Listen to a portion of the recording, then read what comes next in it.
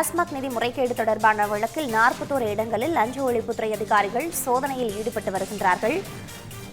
டாஸ்மாக் நிதி முறைகேடு தொடர்பான வழக்கில் 41 இடங்களில் லஞ்ச ஒழிப்புத்துறை அதிகாரிகள் சோதனை மேற்கொண்டு வருகின்றார்கள். மேலும் கூடுதல் தகவல்களோடு இணைப்பில் இருக்கிறார் எமது செய்தியாளர் செந்தில்குமார். தற்பொழுது இந்த டாஸ்மாக் நிதி முறைகேடு தொடர்பாக சோதனை என்பது மேற்கொள்ளப்பட்டு வருகின்றது.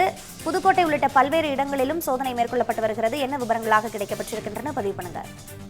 வணக்கம் பிரீதா. புதுக்கோட்டை மாவட்டம் கந்தர்கோட்டை அருகே உள்ள கல்லாக்கோட்டை மற்றும் மிராலிமலை ஆகிய 2 இடங்களில் செயல்பட்டு வரும் தனியார் மதுபான ஆலை லஞ்ச ஒழிப்புத்துறை போலீசார் கடந்த காலை முதல் சோதனையில் ஈடுபட்டு வருகின்றனர்.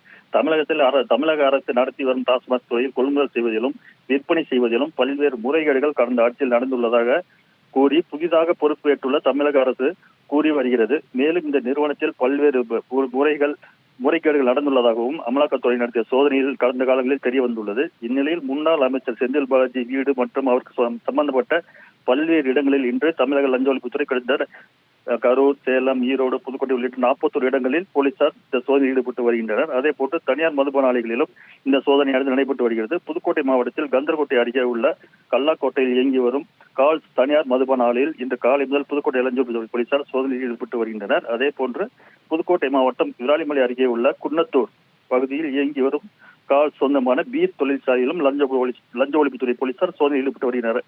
கடந்த காலங்களில் இந்த 2 நிறுவனங்களிலும் இருந்து தமிழக அரசு இந்த நிறுவனத்திடமிருந்து டாஸ்மாக் நிறுவனத்திற்கு கொள்முதல் செய்துள்ள மதுபானங்களில் முறைகேடுகள் நடந்துள்ளதாக தெரிய வந்ததை தொடர்ந்து தற்போது இந்த சோதனையானது நடைபெற்று வருகிறது. சோதனை முடிவில் முறைகேடு எவ்வளவு நடைபெற்றுள்ளது என்பது குறித்து தெரிய வரும். பிரீதா, தற்போது இருக்கக்கூடிய நிலவரங்களுக்கு நன்றி செந்தில்குமார். தமிழ் ஜனம் சேனலை சப்ஸ்கிரைப் பண்ணாம பார்த்துட்டு இருந்தீங்கன்னா மறக்காம சப்ஸ்கிரைப் பண்ணிடுங்க.